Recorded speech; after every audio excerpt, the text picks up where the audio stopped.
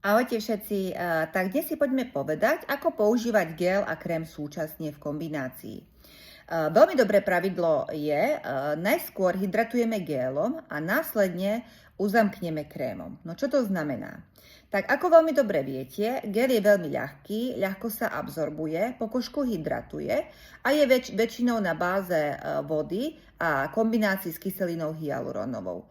Neobsahuje mastné zložky alebo lipidové zložky. Preto gel ide ako prvý.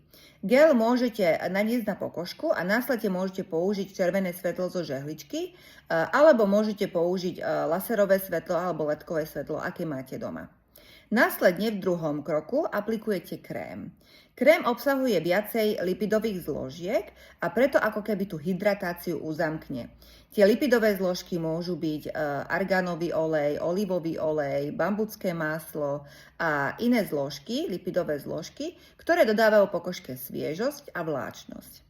Tak skúste použiť tieto kroky a uvidíte výsledky. Ahojte.